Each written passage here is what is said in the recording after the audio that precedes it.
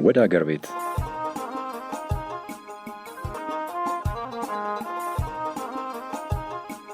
ፖፑሌሽን ሚዲያ ሴንተር ከዩኤን ዊመን ጋር በመተባበር በየሳምንቱ ቅዳሜ ከምሽቱ 1 ሰዓት ተኩል እስከ 2 ሰዓት በአማራ ሚዲያ ኮርፖሬሽን የሚተላለፍ የ30 ደቂቃ የሬዲዮ ፕሮግራም ነው። ይህ ፕሮግራም በየትኛውም ሁኔታ ከሀገር ርቀው የቆዩ እህቶቻችን ገጠመኝና የህይወት ልምዶች ላይ ትኩረት ያደርጋል። ከፍልሰት መልስ ስለሚገጥሟቸው የህይወት እንቅፋቶች፣ ከቤተሰብ ከህብረተሰቡና ከጓደኞቻቸው ጋር እንዴት ተላምደው እንደሚኖሩ እንዲሁም ልናደርግላቸው ስለሚገባ እንክብካቤ ያነሳል፣ ይወያያል፣ እንዲሁም የእናንተን ልምዶች ወደ እናንተው ያደርሳል። ወደ አገር ቤት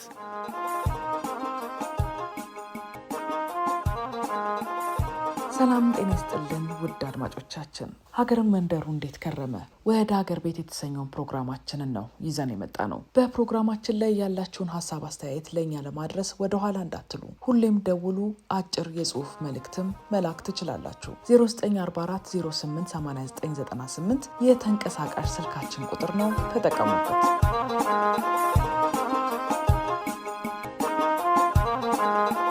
ወደ ሀገር ቤት የተሰኘውን ፕሮግራማችንን እንደወደዳችሁት፣ ድንቅ የሆኑ ተሞክሮዎችም እያገኛችሁበት እንደሆነ እምነታችን ነው። በምናቀርበው ፕሮግራም ዘና እያላችሁ ቁም ነገርን ትጨብጣላችሁ። ወደ ሀገር ቤት የተሰኘው ፕሮግራማችን ፍልሰትንና ከፍልሰት ተመላሾችን ህይወት ልምድና ገጠመኞችንም ጭምር ወደ እናንተ እናደርስበታለን። ሁሌም አብራችሁን እንደምትሆኑም እምነታችን ነው። ወደ ሀገር ቤትን ሁሌም በየሳምንቱ በዚህ ሰዓት ታገኙታላችሁ። ፕሮግራሙ ከተባበሩት መንግስታት ድርጅት የሴቶች ኤጀንሲ በተገኘ የገንዘብ ድጋፍ ወደ እናንተ ይደርሳል። በዚህ ፕሮግራማችን ከሀገር በየትኛውም ሁኔታና በተለያየ አጋጣሚ የወጡ ወገኖቻችንን ተሞክሮ፣ የህይወት ገጠመኞችና ልምዶችን ለእናንተ ለአድማጮቻችን በሚመች መልኩ እናቀርብላቸዋለን።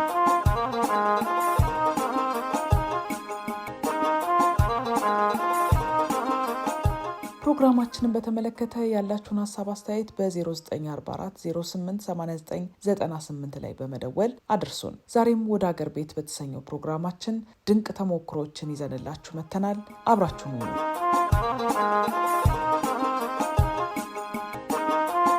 እንግዲህ ወደ ሀገር ቤት የተሰኘው ፕሮግራማችን ፍልሰትንና ከፍልሰት ተመላሾችን ህይወት ይዳስሳል። በዚህ ፕሮግራም የተለያዩ ተሞክሮዎች ወደ እናንተ ይደርሳሉ። በልዩ አቀራረብ ባለሙያዎችንም እየጋበዝን ፍልሰትን በተመለከተ ሙያዊ ገለጻዎችንና ሳይንሳዊ መረጃዎችንም ወደ እናንተ ወደ አድማጮቻችን ጆሮ እንዲደርስ ጥረት እናደርጋለን። እናንተ ውድ አድማጮቻችን ፕሮግራማችንን በተመለከተ ምን ሀሳብ አስተያየት አላችሁ? ደውላችሁ አሊያም በአጭር የጽሁፍ መልእክት አሳውቁን። የተንቀሳቃሽ ስልካችን ቁጥር 0944088998 ነው። ተጠቀሙበት።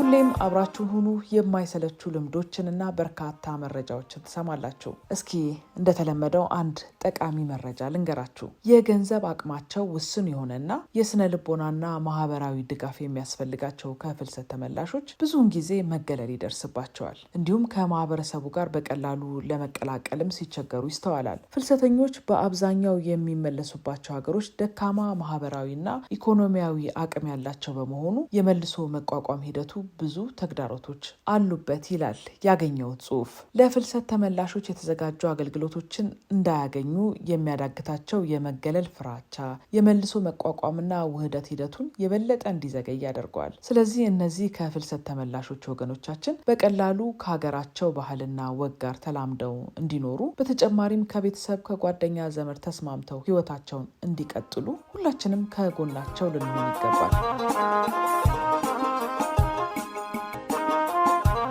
እየተከታተላችሁ የምትገኙት ወደ አገር ቤት የተሰኘው ፕሮግራማችንን ነው። እስኪ አሁን ደግሞ የንጋት ኮከቦች የተሰኘውን ድራማችንን ልጋብዛችሁ። የዛሬውን ከመስማታችን በፊት ግን ባለፈው ሳምንት በንጋት ኮከቦች ድራማችን እንደሰማነው ስንጥርና የፀሐይ እናት እየተወያዩ ነበረ። ጠንካራ ሰራተኛ እንደሆነም ነግረውታል። በዚህም እንደውም ከልጄ ጋር አንድ አድርጌ ላኑራችሁ ያሉትን ጥያቄ በደስታና በምስጋና ተቀብሎታል። ከዛም ከብቶቹን ይዞ ወደ ሜዳ ወጥቷል። በእንጉርጉሮና በግጥምም ራሱን እያጽናናና እያበረታ የባለፈው ሳምንት የንጋት ኮከቦች ተጠናቋል። የድራማው ጸሐፊ አንለይ ጥላሁን ነው። የዛሬውን የንጋት ኮከቦች ድራማችንን ደግሞ ተጋበዙልን።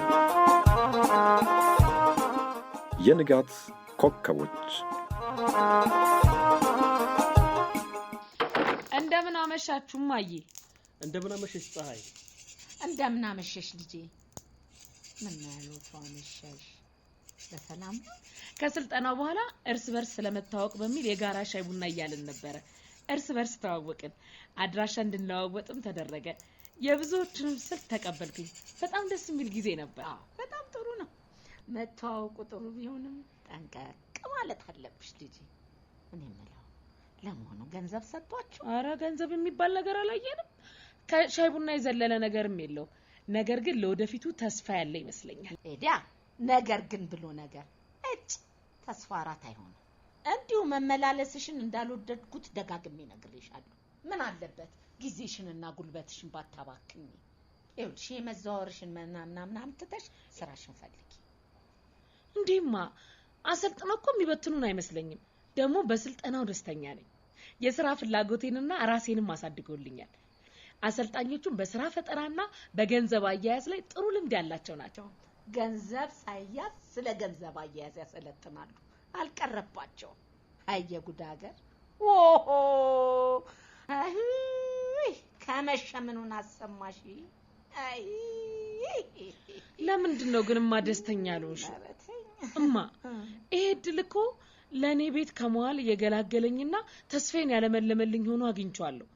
እርግጥ ነው የመጀመሪያ ቀን ስልጠናው ምን ያህል እንደሚጠቅመኝ እርግጠኛ አልነበርኩም ነበር። ሆኖም ከድብርት ያላቆኛል። መንፈሴን የሚያድሱ ሐሳቦችን በስልጠናው አግኝቻለሁ።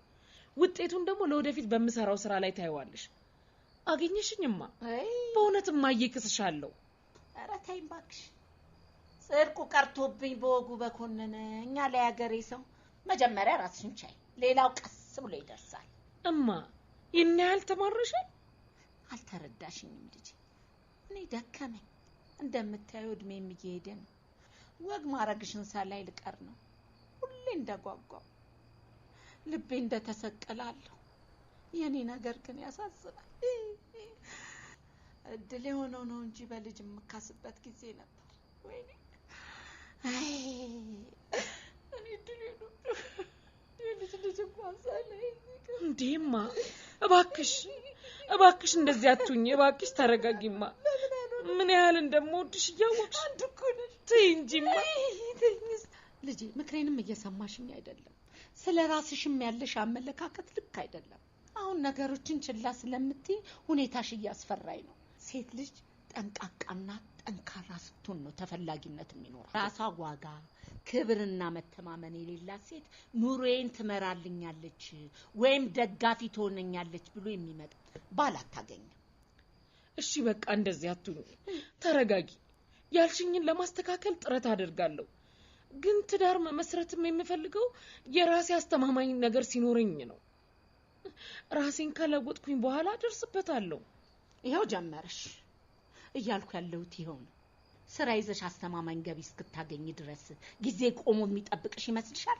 ለዚህ ነው ለራስሽም ግድ የለሽም የምለው። ተይ እንጂማ፣ ሁሉም በጊዜ ይሆናል። ይሄን ነገር ተይኝ ብዬሻለሁ። ተይ እማ፣ በቃ ትዳር እኮ በአንድ ጀንበር አይገኝም። ደግሞ የትኛው ወንድ ነው ከኔ ጋር የሚቆመው? ሁሉም አመዳም አይደሉም? ንጽህናቸውን አይጠብቁ። ኧረ ወዲያ ዝም ብል ይሻላል። እንዴ አይንሽ አልገለጥ ብሎሽ ነው እንጂ ስንት ጠንካራ ወጣቶች ሞልተዋል። እነዚህ በየመንደሩ ተጎልተው ጫት የሚያኝኩት ልጃገረድ የሚለክፉትን አይደለም።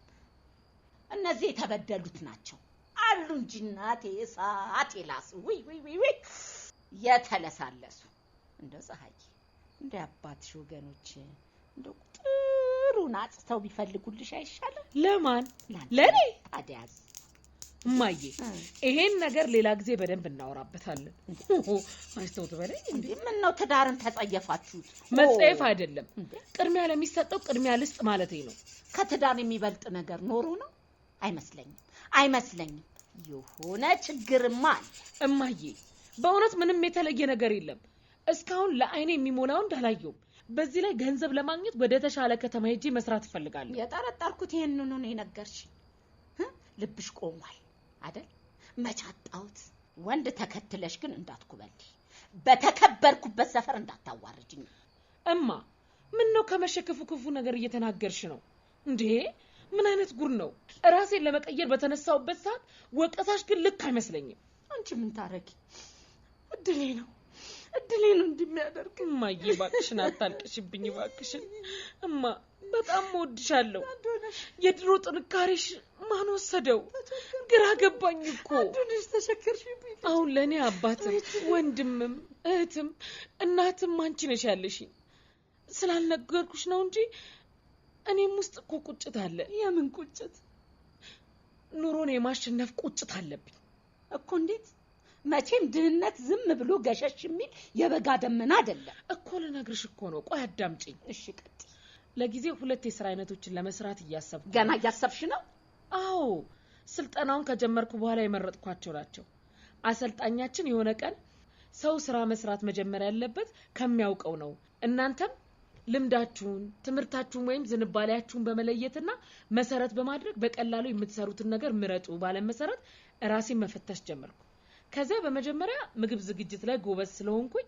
ለምን አልሰራም የሚል ሐሳብ መጣልኝ ይሄ እውነትሽ ነው በዚህ ልክ የማይገኝልሽ ሴት ነሽ በጣም ነው የምትችይው ጣቶችሽ ይባረኩ የኔና ይባረኩልኝ ወይማ ሰየኔና እንደው ታዲያ ፀሐዬ ሁለተኛ ልሰራ ያሰብሽው ምንድነው ይሄኛው ትንሽ ለየት ይላል የማይነገረው ሚስጥር ነው ኧረ አይደለም አላደል በዛ ያለ ገንዘብና ጠንካራ እቅድ ይፈልጋል እስኪ ሰሞኑን ከኔ ሐሳብ ጋር የሚመሳሰል ስራ ላይ የተሰማራ ድርጅት አለ ሄጄ ከዛ ደግሞ ልምድ ቀስማለሁ የት ነው ያለው እዚሁ ነው ቅርብ ነው የምትሄጂው በእግርሽ ነው በመኪና የሚሄደውማ በአውሮፕላን ወይም በመኪና ነው ምን ነውማ ሸፍተሽልኛላ ይሄን ሊያሰማኝ ነው ሰሞኑን በተደጋጋሚ ሲያቃዠኝ የነበረው ልክ ያልሆነ ነገርማ እንዳለ ገብቶኛል አረማ ምንም መጥፎ ነገር የለም በይ ዝም በይ እንዳታስረጂ ልታሳብጂኝ ተነስተሻል እንደ ሰፈራችን ሴቶች አንቺም ከስተትሽ አትማሪም ወደ አረብ ሀገር ሊወስዷችሁ ነው የምትሰለጥኑት ገባኝ አሁን ነው ገባኝ አረ እንደሱ አይደለምማ በይ ተነሽ ሂጂና ስንጠርን ገባ በይው ያለውን ቀምሰን እንተኛ እሺ ስንጠር አቤት እዚህ ነኝ ፀሐይ ምን እየሰራ ነበር አልጋ እየሰራው ነበር ያንተን ነው አዎ መልካም እማዬ ራት እንብላ ቶሎና ብላለች እሺ ሰላም አመሸሽ እናትዬ ሰላም አመሸ ልጄ ግባ እሺ በይራት አቅርቢ ፀሐይ እሺማ ተነሽ እሺ የንጋት ኮከቦች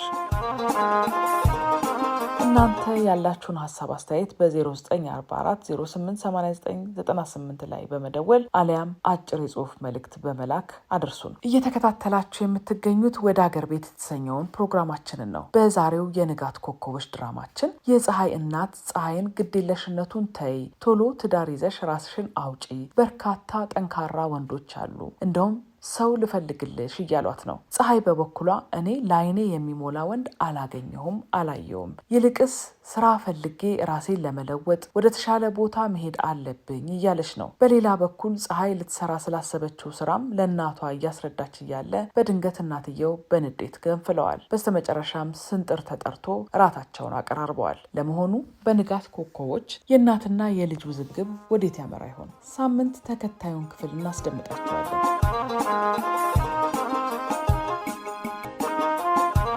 አሁን እየተከታተላችሁ የምትገኙት ወደ አገር ቤት የተሰኘውን የሬዲዮ ፕሮግራማችንን ነው። ዓለም አቀፍ ፍልሰት በመነሻም ሆነ በመድረሻ ሀገሮች አከራካሪ ርዕስ ነው። እንደ አውሮፓውያኑ አቆጣጠር በ2019 የተባበሩት መንግስታት የዓለም አቀፍ ስደተኞች ቁጥር 272 ሚሊዮን እንደሆነ ገምቷል። በአውሮፓ ከ80 ሚሊዮን በላይ ፍልሰተኞች ሲስተናገዱ በመቀጠል በአሜሪካ 51 ሚሊዮን ፍልሰተኞች ተስተናግደዋል። በሚሊዮን የሚቆጠሩ አፍሪካውያን ከአፍሪካ ወደ አውሮፓ መደበኛ ባልሆነ መልኩ ለመንቀሳቀስ ቢሞክሩም አብዛኞቹ እንዳልተሳካላቸው መረጃዎች ያመለክታሉ። ፍልሰተኞች ለጤናና ለሕይወት አስጊ የሆኑ ጉዳዮች እንዳሉ ቢያውቁምና ቢገነዘቡም ባደጉትና በማደግ ላይ ባሉ ሀገሮች መካከል እያደገ የመጣው የኢኮኖሚ ልዩነት፣ የስነ ህዝብ አወቃቀር ጫናና የዓለም የአየር ንብረት ለውጥ ፍልሰት እየጨመረ እንደሚሄድ ይጠብቃል። ለዛሬም ከፍልሰት ጋር የተገናኘ ገጠመኛ እንድታካፍለን እንግዳ አዘጋጅተንላቸዋል። እንግዳችንን በቅድሚያ ተዋውቋትና ከዛም ስለ ፍልሰት ገጠመኛ ያወጋችሁን እጋብዛቸዋለሁ።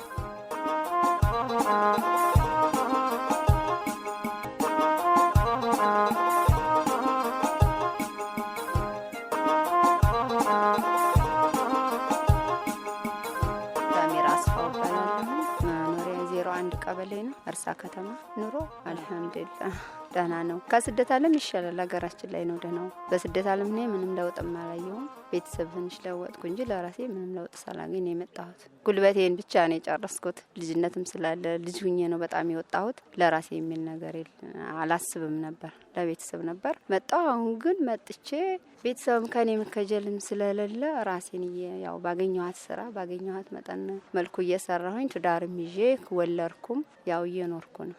ከስደት ግን የምመርጠው ከሀገር ላይ መኖርን ነው። ሳትሄጂ በፊት እንዴት ነበረ ህይወት? እስቲ ሳልሄድ በፊት ልጅ ነኝ፣ በቤተሰብ ጋር ነኝ። ከትምህርቴ አቋርጠው ነው የሰደዱኝ። 7ኛ ክፍል ተማሪ ነበርኩኝ። ያው እኔም ፍላጎትም የለኝም፣ ልጅ ነኝ፣ ምንም አላውቅም።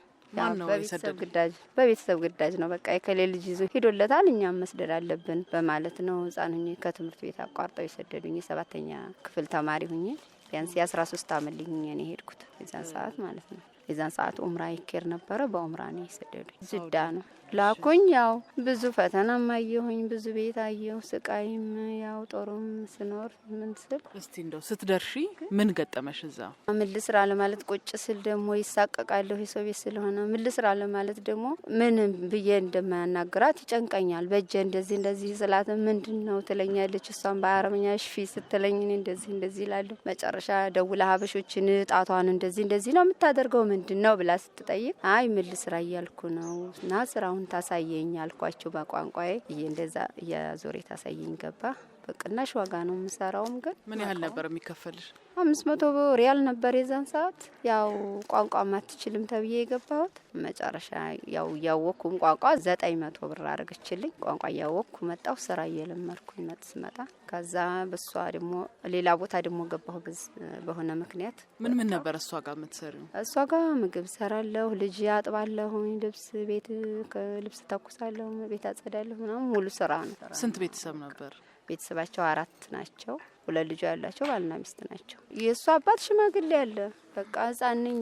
በጣም ሲያስቸግረኝ እሷ ወልዲያ ነበረ፣ ሐኪም ቤት ነበረች። ያስቸግረኝ ገባ ሊደፍረኝ ሲታገለኝ ምን ሲለኝ ወጥቼ ሄድኩኝ። አባቷ ወጥቼ ሄድኩኝና ሌላ ቦታ ገባ። ሌላ ቦታ ሆስፒታል ገብታ ነው። እሷ ሆስፒታል ገብታ መልያ ሆና 4 ቀንና 5 ቀን እዛው ስለምታድር አላስቀምጠኛለ። ወጥቼ ሄድኩኝ። እሷም እንደገና ሰው ላከች። ሞነሽ ነው የሆንሽውን ንገሪኝ እያለች ስትለምነኝ ገባ። ለመንገርም በቃ ከበደኝ። አባትየውም እዛም ስለሚኖር በጣም ከበደኝ። ሌላ ቦታ ገባሁ። ሌላ ቦታ ገብቼ ደግሞ በጣም ተሰቃየው። ሰውየው ክፉ ሰው ነው። ሴትየዋ ውጭ ትወጣለች፣ ልጆች አላት፣ ሌላ ሰራተኛ አላት፣ ይዛ ትወጣለች። እኔ ብቻዬን ከቤት ትተወኛለች። ያ ደግሞ በጣም ክፉ ነው። ስሪ ነው የሚለኝ። እንቅልፍ ሰዓት የለኝም። 24 ሰዓት ታአሊ ገራ ብሎ ነው የሚጠራኝ። አንቺ ላም ነይ፣ አንቺ ውሻ ነይ ነው የሚለኝ። ያ ከልብ ተዓሊ ይለኛል። ስሜን አይጠራኝም። ሳሚራ ነይ ብሎ አይጠራኝም። አንቺ ውሻ ነይ ብሎ ነው የሚጠራኝ። ከዛ 24 ሰዓት በቃ 12 ነው። ሽንት ቤቱ እንኳን ፎቃቸው 3 ፎቅ ነው ዶሩ። ያን ሁሉ ቀን በቀን አጽጂ ይለኛል። እንቅልፍ ሰዓት የለኝም። ከዛ አንድ ቀን 3 ሳምንት እንደሰራው መረራ አለኝና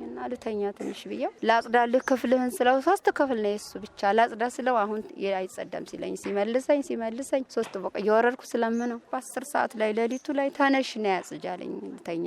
በጣም ደክሞኝ እንቅልፍ ይዞኝ ነበርና ያጽጅ ሲለኝ የእንቅልፍ ሰዓት ነው እንጂ አሁን የጽዳት ሰዓት አይደለም።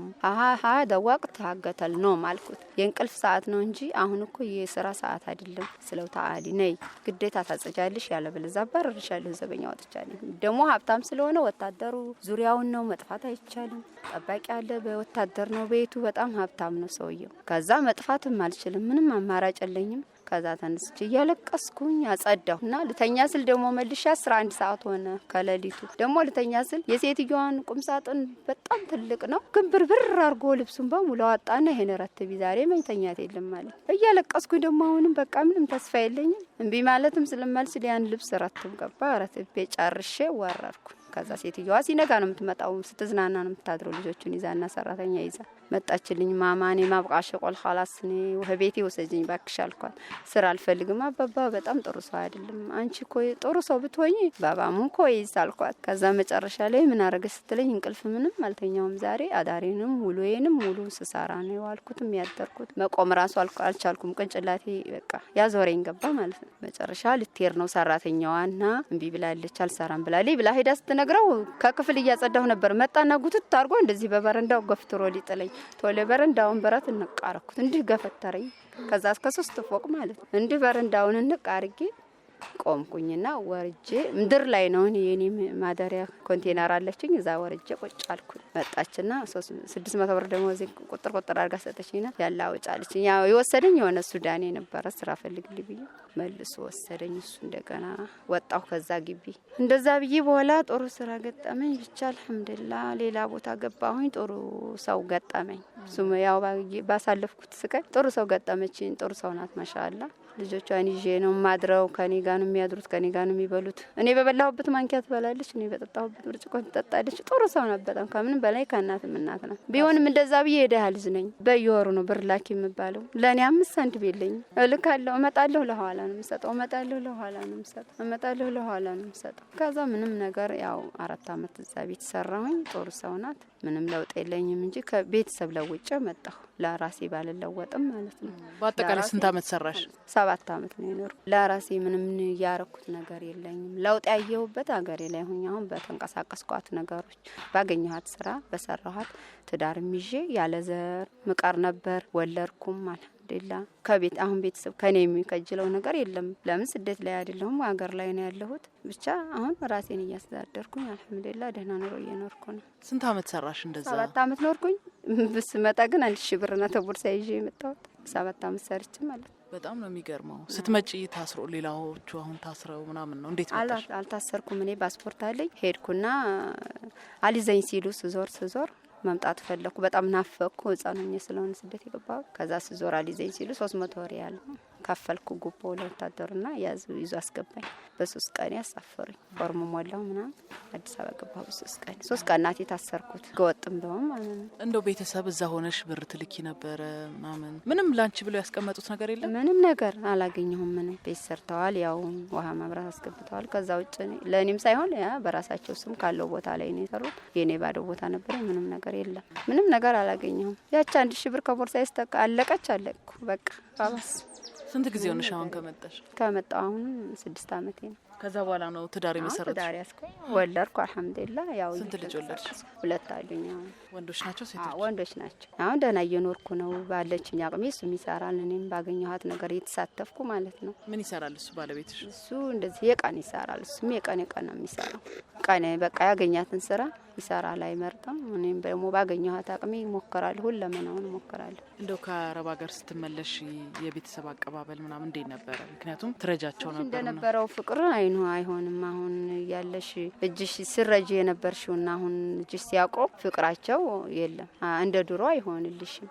እንደ ድሮ አይሆንም። ያገሉሻል። የሚያገሉብሽ ምክንያት ምንድነው? አንደኛ ስትጠቅሚያቸው ስለኖርሽ እጃቸው ሲያቆም በቃ ያን ያደረግሽውን ነገር ሁሉ ደግሞ ይረሱታል። አድርገሻልም ተብሎም አይወራም። እያዩት እንኳን እየወጡበት እየገቡበት ቤተሰብ ቤት ማለት እንግዲህ ቀላል አይደለም። የሆነ የሚታይ ማስታወሻ ነገር ነው አይደል? ያን እንኳን እያዩት እኔ አንድ ቀን አድርጋለን የሚል ወሬ ሲያወሩ ሰምቼ አላውቅም። አሁን እንዳላረኩኝ በቃ አግለውኝ ይኖራሉ በማጣቴ ማለት ነው። አሁን መርዳት ስለማልችል እነሱን ሰርቼ ለቤቴ ሰርቼ ለልጆቼ ስለሆነ ማለት። ስንት ናቸው ወንድም እህትሽ? 4 ወንድሞች አሉኝ፣ እናት አባት አለኝ። ስንተኛ ልጅ ነሽ? እኔ የመጀመሪያ ልጅ ነኝ። ሁሉንም ረዳሽ? አዎ ወንድሞቼን ረዳው። የኔን ተከታይ ወሰድኩ። መምጣት ፈልጋለሁ ሲለኝ ወሰድኩ። እሱን እዛ አድርጌ ነው እኔ ወደዚህ የመጣሁት። እሱ ግን ያው ደረጃ አግኝቷል። ያው ከኔ ብስለት አለ። እንደገና ያሁኖቹ ደግሞ ከኛ በኋላ የሚሄዱት ትንሽ ለራሳቸው አቋም እያደረጉ እየመጡ ነው። ትምህርት ከኛ እየወሰዱ ለምን ለቤተሰብ ማለት የለባቸውም። በዓል ሲሆን እንደዚህ ፕሮግራም ይዘው ነው ቤተሰብ የሚረዱት። እንደኔ አይደሉም። የወሰድኩት ወንድሜ ራሱን ነው የለወጠው። እኔ ቤተሰብ ለውጭ ስመጣ ለእኔ ምንም ሳላረግ እሱ ግን ቤተሰብን ሳይሆን ራሱን ነው የለወጠው። ለምን የሚልካውን ፕሮግራም ይዞ ነው። በዓል ከሆነ ምናምን ነው የሚረዳው እንጂ ዝም ብሎ ብር አይልክ። ያው ለራሱ ነው የሚያደርገው። ቤት አለሽ አሁን? አለኝ። የራስሽ? የራሴ አለኝ። ያው እንደ ነገሩም ቢሆን አልሐምዱሊላህ አለኝ። ኪራይ ቤት አልገባሁም። መቼም እዛ ሆነሽ የሰራሽው ነው ወይስ? እዚሁ ነኝ። ለእኔ ምንም ሳላረግ ነው የመጣሁት። ነገርኩሽ አይደል? 1000 ብር ከቦርሳ ይዤ ነው የመጣሁት። ያኛውን የሰራሽውን ቤተሰብ ነው የወሰደው? የቤተሰብ ነው። አሁንም አሉበት ቤተሰብ ነው። ከእናት አባቴ ስም ላይ ነው። ባዶ ቦታ ነበረችኝ እኔ። ከዛ ያችን ምንም ሳልሰራባት ስለሆነ የመጣሁት ያን ባዶ ቦታ ሽጬ እንደገና አነስ ያለ ቦታ ቤት ያላት ሰርቪስ ያላት ገዝቼ በዛ ባዶ ቦታ ለውጥ ነው እዛ የተቀመጥኩት አሁን ማለት ነው። ቦታውን ሽጬ ነው እንደገና ዛዙሬ እንጂ ለኔ ምንም ነገር ያርኩት ነገር የለኝም። ምን ታስቢያለሽ እስቲ ለወደፊቱ? በቃ እኔ ለወደፊት ማስበው ስደትን በቃ ስደትን አሁን የሚሄድ ሰው አልመክርም። ሀገሩ ላይ በቃ ለመስራት ብቻ ነው። አንደኛ ቤተሰብ ካንቺ ምንም የሚጠብቅ ነገር የለውም። ከቤተሰብም ጋር ፍቅርሽ አይዛባም። ሁለተኛ ደግሞ ራስሽን በቃ ለሰርተሽ ለራስሽ ስለሆነ ራስሽን የምትለውጪው ሀገር ላይ ሆነሽ ነው እንጂ ስደት ላይ ሆነሽ አይደለም። ስደት ላይ ከሄድሽ ቤተሰብ ልርዳ እንድላድርግ እንድልበል ነው እንጂ እርሜሽን የምጨርሽው በሰው ሀገር ነው እንጂ ለውጥ የለሽም። ለውጥ ያለው ከሀገር ላይ የተሰራ ነገር ነው ቢያንስም ቢያድግም ማለት ነው። እና እንደዛ ነው እዚሁ ሀገሬ ላይ ሆኜ መስራት በቃ ባገኘኋት ነገር መስራት ነው የምፈልገው። ስደት በቃ ሀገራቸው ላይ ሰርቶ ሁሉም ይለወጥ ነው ብዬ ነው እኔ ስደትን እኔ አልመክረም። እንደ ራሴ ሰርቼ ምንም ነገር ያረኩት ነገር ስለሌለኝ ስደት ላይ ሆኜ አሁን ከዛ መጥቼ ነው ለውጥ ያለኝ። ልቅስ ቤት ቃይና ሟልቼ ልጅ ወልጄ ትዳር ይዤ በቃ የኑሮን ጣዕም ያወቅኳት ሀገሬ ላይ ሆኜ በኖርኳት ኑሮ ነው። ከዛ በፊት ግን የኑሮን ጣዕም አላውቀውም ነበር። ስደት ላይ ናፍቆት ምናምን ብዙ ችግር ስላለ ማለት ነው። እና ሀገር ላይ ሰርቶ መለወጥ የሚያል ነገር የለም። ስደት ይብቃ ነው የምለው።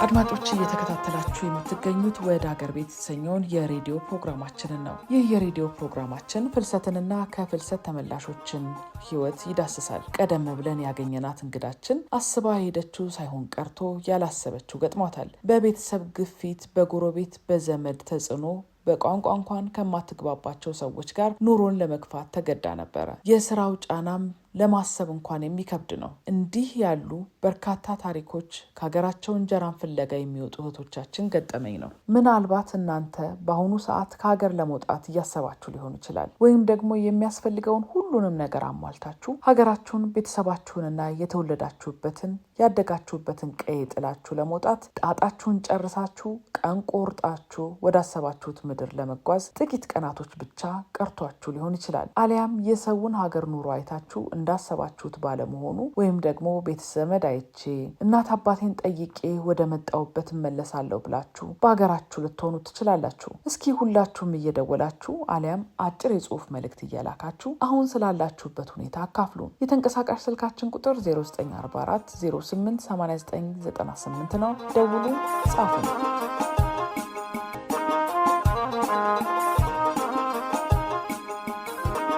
እንግዲህ ከእንግዳችን እንደተረዳ ነው የሰው ሀገር ከባድና መራራ ነው። ግን ቁጭ ብሎ ድህነትን ይዞ ከመቆዘም ሰርቶ ድህነትን ማሸነፉ መልካም ነው። ስንሄድ ግን ጉዟችን ላይ ጥንቃቄ ማድረግ እንደሚገባንና የሌሎች ወገኖቻችንን ተሞክሮ አይተን ከዛም በተጨማሪ ራሳችን ለራሳችን ወሳኝ መሆን እንዳለብንና ከቤተሰብ ከጓደኛና ከማህበረሰብ ተጽዕኖም ተላቀን ውሳኔያችንን በብልሃት ማድረግ አለብን። ቤተሰብም በሰው ሀገር ሰርተው እህቶቻችን የሚልኩት ገንዘብ ብዙ ውጣ ውረድ ያለፈበትና የተደከመበት በመሆኑ ገንዘባቸውን በጥንቃቄ በመያዝ ከጎናቸው ልንሆን ይገባል።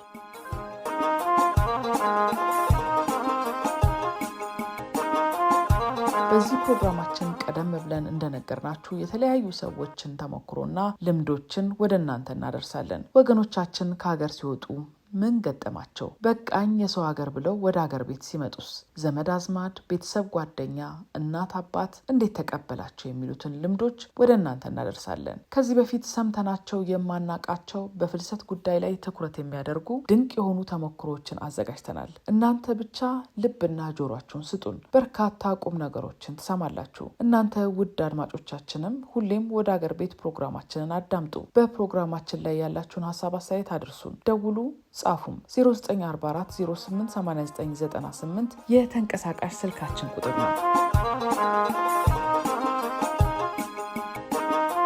የዛሬው ወደ ሀገር ቤት ፕሮግራማችን እየተጠናቀቀ ነው። ሳምንት በአዲስ ቅንብር እንጠብቃችኋለን። ሳምንት እንገናኝ። እስከ ሳምንት መልካም ሁሉ ከሁላችሁም ከአድማጮቻችን ጋር ይሁንልን። የስልክ መስመራችን 0944 08 8998 ነው። ደውሉ አሊያም አጭር የጽሁፍ መልእክትን ላኩልን። ሰላም ነው።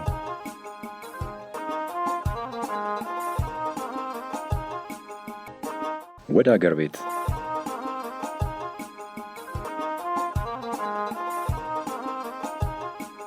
ፖፑሌሽን ሚዲያ ሴንተር ከዩኤን ኖመን ጋር በመተባበር በየሳምንቱ ቅዳሜ ከምሽቱ 1 ሰዓት ተኩል እስከ 2 ሰዓት በአማራ ሚዲያ ኮርፖሬሽን የሚተላለፍ የ30 ደቂቃ የሬዲዮ ፕሮግራም ነው።